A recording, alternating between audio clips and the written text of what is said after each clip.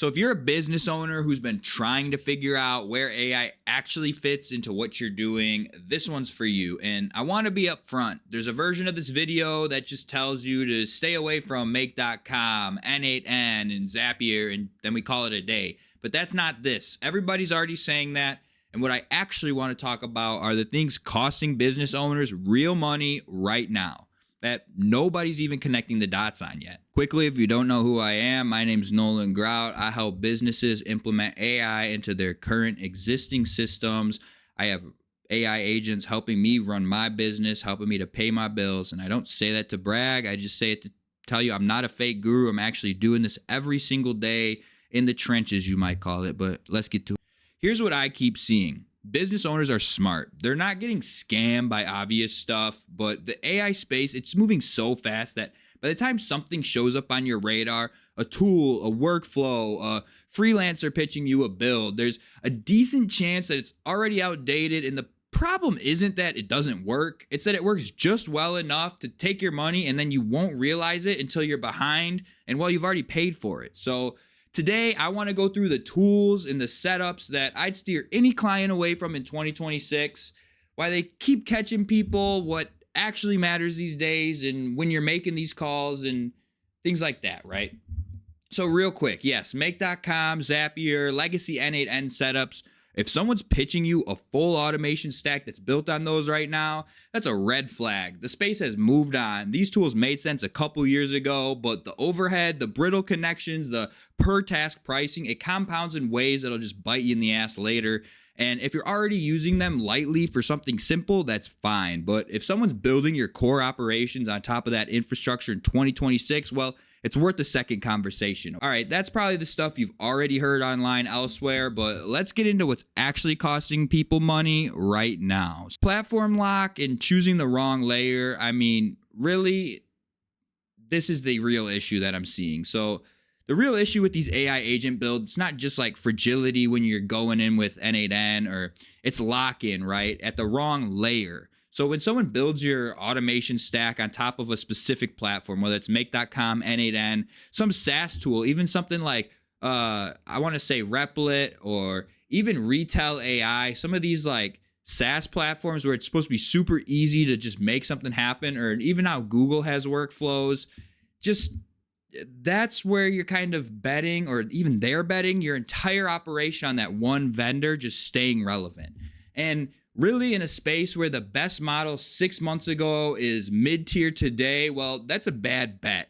And honestly, if you know anything about the space, last year, N8N was everybody's Bible. Everybody was using that in 2025 and end of 2024, but nobody's using that today, and it's only March of 2026. I haven't used that since summer of 2025. So things move on super fast, right? What I've been doing instead, though, is kind of building these frameworks where the underlying LLM model, the AI, it's interchangeable. If a better voice drops, I can swap it in. If a better model that calls tools better drops, I can swap it in. If there's one that's, I can swap in Grout or OpenAI, any of the popular ones. I can put in 11 Labs voices on top of a Grout AI agent. Like, those are the kind of things you want to be going for if somebody's building your business a custom platform. Right? So basically I can swap anything in I want. If a new MCP server comes out, or if I need to build one, I can add that in. I can just plug it into the current system, right? So there's nothing in the core architecture that's going to break because no one single tool is doing like all of the load bearing, or we're not relying on the one singular platform. And I mean, that's the difference between infrastructure that actually ages with the space versus infrastructure that's already starting to date itself, like the moment it gets built. So the business owners who are getting hurt these days are the ones that are paying thousands of dollars for what is essentially a dressed up SaaS subscription, where the person they're hiring is just rebuilding something inside someone else's platform and marking it up. So just be careful of those, right? So someone might be reselling you access to like a retail AI product, calling it a custom voice AI agent, and then charging implementation fees that are tens of thousands of dollars, or even $5,000 for something like retail AI. Like, come on now, really? So it's just, they're building this on top of a tool, and it might not even exist in its form, like current form, or even exist at all in a year or 18 months from now. And so when the tool changes or disappears, the whole thing, it's just going to need to be rebuilt again, more time, more money. And the only person dealing with it is you, the business owner. So, they're not going to go back and fix it up for free. That's their business, right? So I guess the question to ask anybody who's pitching you an AI build is pretty simple. You can just ask them this: if the tool you're building this on changes significantly or shuts down, what's going to happen to my system that you're going to be building me? And, if the answer involves rebuilding it from scratch, well, that's your answer. And I promise you there's better opportunities out there. So just stay away from those for now.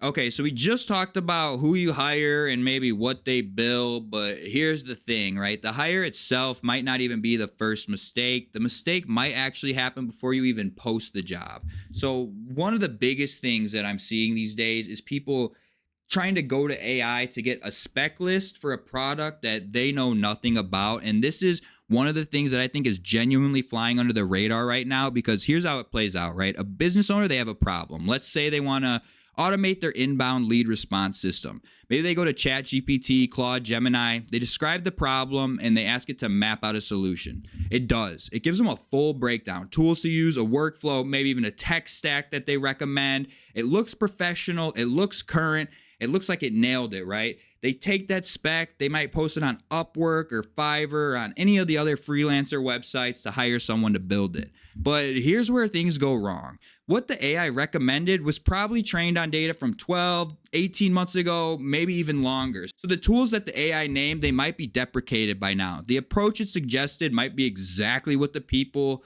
actually in this space are already moved away from, right? It might be saying use N8N because based on when it was trained on, there were tons of SEO articles about N8N being the way to go. But you as the business owner or the business owner in general, they don't know that because they're not in the AI space every day in and out. And the freelancer they hired, well, they saw a spec, they bid on it, they're going to build what they're told. So now you kind of paid someone to build something that's outdated from day one. And yeah, it kind of works. Maybe it works well enough that you don't immediately know something's wrong, but you're kind of already behind and you built technical debt into the foundation of your automation or your program before you even got started. AI will recommend certain no-code platforms, certain agent frameworks, certain API integrations that people who are actually building in this space right now would have either moved off of or are just actively avoiding. And it's not because the AI is wrong, it's working from what it knows. But because the space moves faster than training data catches up, and the deeper issue is this: most business owners don't know enough about the AI space to even know what questions to ask to verify what they got from the AI is even current.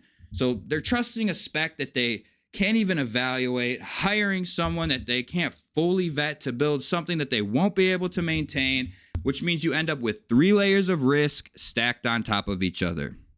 So now we've gone over kind of the what, the why, and if you're still here, the last piece of this puzzle is how to actually protect yourself. How? When you're looking at someone to hire or someone's selling a tool to you.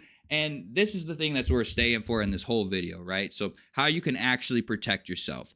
The honest version of this advice is just get a free consultation with someone who's actually operating in the AI space before you build anything. Most AI consultants or businesses like my business, we know what we're doing. We'll take that call for free. And it's a quick 30-minute conversation, which could be worth way more than any spec that an AI ever generates, right? So that's the real answer. That's the best case scenario on what you can do. But if you're going to use AI to research your project anyway, and I know people are going to do it, there's a right and a wrong way to do it. The wrong way is to just ask ChatGPT or your AI to design your automation stack and taking whatever it gives you at face value. The model's training data has a cutoff. It doesn't know what got deprecated last quarter. It doesn't know what the practitioners, what us AI consultants or people who are actually doing this every single day have moved away from, why they've moved away from it. The AI just doesn't know any of this. So if you're going to use it, at minimum, you need a model with live web search enabled, which most of them have it now, but you need to make sure it's enabled. And you need to explicitly state the date in your prompt and tell it to verify what it's recommending is the current methodology, what people are actually up on these days between blog posts and forum posts and Reddit posts. The AI can verify for you, but you need to prompt it in the right direction. So And even then, you're not going to get a guarantee, but at least it will do better than if you're not adding that at all, or if you're just relying on its training data. So recommend that if you're going to use AI at all. But I guess there's one more issue, and it's kind of a sneaky one, that even with the web search, the AI is going to surface whatever ranks the highest in search results. So if someone's platform has great SEO or gets cited a lot by the AI, and let's say it shows up at the top for the best AI voice agents, right? The model's probably going to recommend them. It's not biased on purpose. It's just reading the internet, and it's taking its marketing as truth, right? So the internet's full of this marketing. You might see something like Gumroad telling you, oh, I can make my first $1 online. So now your AI agent's going to think, oh, let me go use Gumroad to make myself some money. It's like, no, that's not how it works. Or, 11 Labs might say we have the best AI voices. Okay, sure, but maybe I don't need that kind of AI voice agent or like those kind of voices. Just things like that, right? It's not biased on purpose. It is just reading the internet. So what you get back is kind of a spec that's shaped by whoever has the best SEO, the best content strategy, whoever's actually ranking in the AI, but not necessarily who has the best product for the problem that you're trying to solve, right? So that's why the AI spec is a starting point at best and not a brief. You never send that straight to a freelancer. And then when you are talking to somebody actually about building the stuff, the question isn't what do you use? It's how are you going to keep this system current moving forward in this ever-changing AI space, right? Make sure, are we relying on one specific platform or not? What happens when that platform changes? If they don't have a clean answer to that, then you've got a problem and a big red flag. So to kind of just pull all of this together, the tools to avoid aren't just the obvious ones that everybody's already talking about. It's the builds that look like software, but are really just SaaS subscriptions with a markup, where the second the vendor changes direction overall, right, you got to start over. And it's kind of the quiet compounding mistake of speccing a project with AI, hiring blind without ever verifying what you got from the AI is actually current.